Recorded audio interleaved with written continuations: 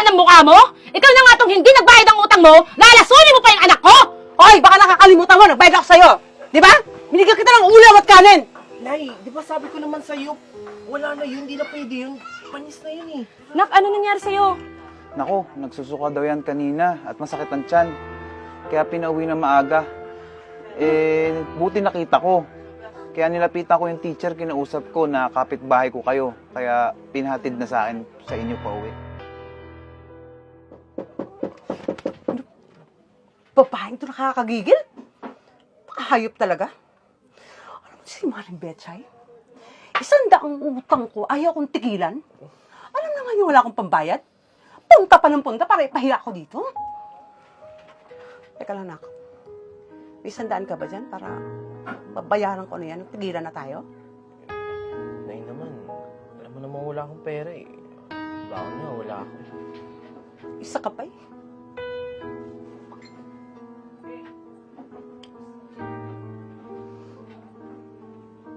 Nay? Di ba, ano na yan? Panis na yan? Hindi ko. Hindi ko sabi ako may bayad sa tarantadang yun eh. So, anong gagawin ko? Bigay ko na lang ito para tumahimik. Tumahimik ka.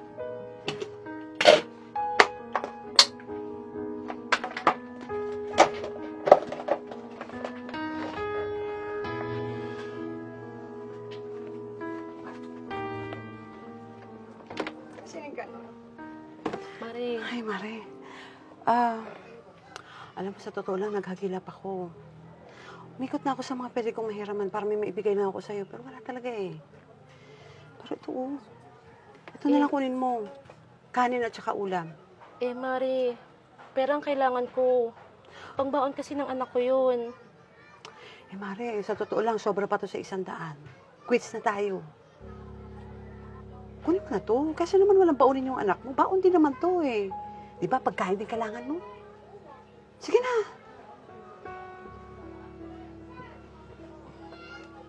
Sige, Mare. Ang problema. Ingat kayo. Salamat. Aral ka mabuti, Esperanza, ha? Salamat, Mare.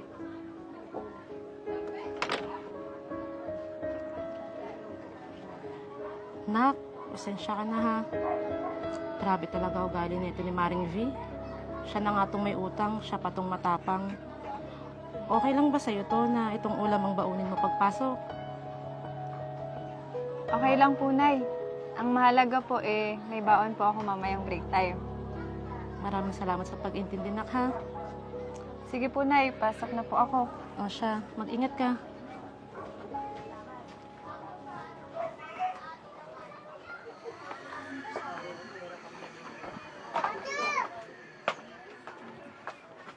Rex, ano nangyari? Nak, ano nangyari sa'yo? Nako, nagsusuka daw yan kanina at masakit ang tiyan. Kaya pinauwi na maaga. Buti nakita ko. Kaya nilapitan ko yung teacher, kinausap ko na kapitbahay ko kayo. Kaya pinhatid na sa akin sa inyo pa uwi. Anak, ano nangyari? Ba't ka sumuka? Ano nangyari ba? Nay, sabi po kasi ng nurse namin dun sa clinic. Dahil daw po sa ulam, masama na po kasi yung lasa, Nay. Pero dahil gutom na po ako, kinain ko na lang. Ay, Diyos ko. Humanda talaga sa akin tong babaeng to. Siya may kagagawan nito. Direx, pakihatid si Esperanza sa bahay. Puntahan ko lang si Maring V. Sige, sige Bet. Ako bahala din.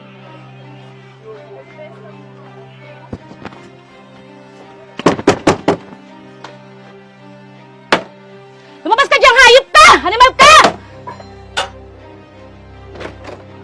Ano na naman? Ingay mo ah! Ang kapal ng mukha mo? Ikaw na nga tong hindi nagbayad ng utang mo, lalasunin mo pa yung anak ko! Hoy, baka nakakalimutan mo, nagbayad ako sa'yo. Di ba? Binigyan kita ng ulam at kanin. Nay, di ba sabi ko naman sa'yo, wala na yun, di na pwede yun. Panis na yun eh. Hindi ba ako nanay mo? Ako dapat ang kinakampihan mo. Tumahimik ka. Tumigil ka dyan. Talaga sinadya mong lasunin yung anak ko! Sabi ko, itikom mo yung bunganga mo, ha? Ha? At ikaw, bakit ka dito? Kung ako sa'yo, umuwi ka na. Ha? Dahil hindi ko kalilimutan tong pamamahiyang ginagawa mo rin sa akin. Tandaan mo. Ha? Ang kapal kapal ng mukha mo, Vi! May araw din kayo mag-ina sa akin. Layas! Nay, tara na. Tanda mo rin to, Vi! Nay, tara na. Kapal na mukha lang. Pasok! Isa ka pa eh. Ha? Ano sinasabi mo? Nay, saan galing? Binilala ako sa labas. Nay? Lason yan ah. Para saan yan? Hindi pa ako tapos sa punyating betchay na yun. Alam mo ba? Pagkatapos niya akong istorbohin dito, mga tokatok, pinapahiya niya ngayon ako dahil pinapamalita niya na ako naglaso sa anak niya. Ngayon, total, ganun din naman ang kwento niya. Tototohanin na natin. At ngayon, siya mismo ang bibiktimahin ko. Ma! Diyos ko naman. Nay, pwede ba tama na yan? Krimen na yung ginagawa mo, alam mo ba yon? Ikakapahamak mo yun eh. At ang masakit dun, ikakapahamak ko din yan. Tigilan mo na yan. Sobra ka na? Ha? Sumasobra ka na. Tandaan mo, anak lang kita. Kaya wala akong karapatan sagutin ako! Basta na nga. Walang gana kumain.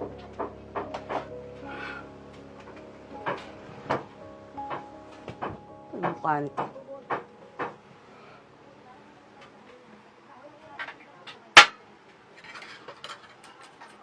Ano nga?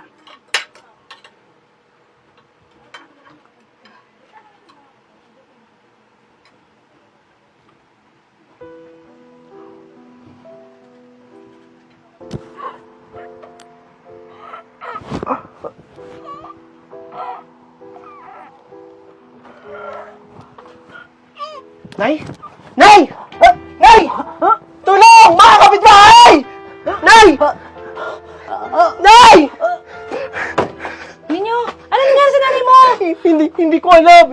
Bigla na lang po siya tumumbay. Tulungan niyo na po ako. Halika! Tulong! Halika, pumunta tayo sa ospital! Dali na sa ospital ang nanay mo! Ano po?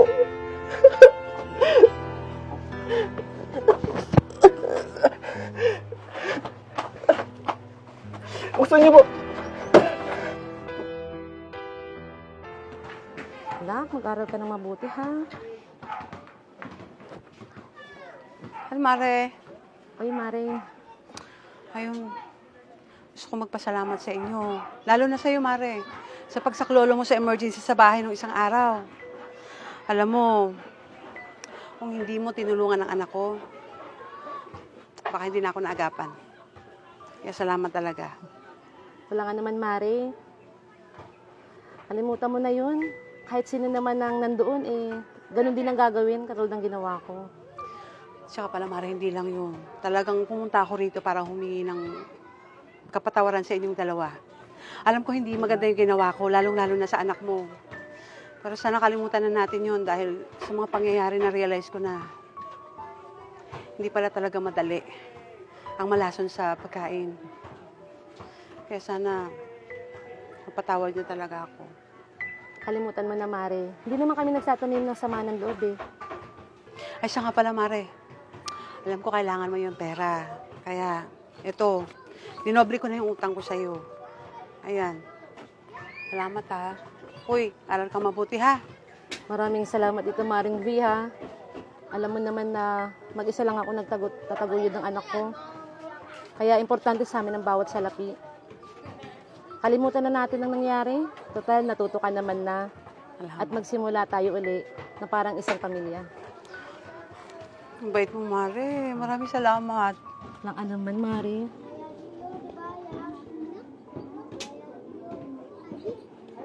Oh, bingo na tayong tatlo.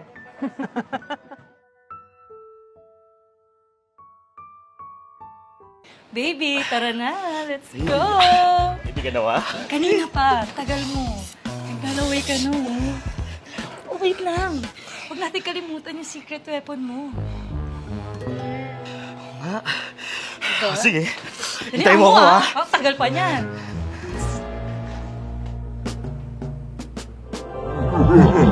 Huwag mo nang inumin. Kaya mo pa naman. Hindi totoo yan. Inumin mo na. Para masayahan kayo. Ikaw din. Baby, nainom ko na. Okay na? Crib na ako. Let's go? Let's go! Robust, subok na. Effective talaga. Astig to.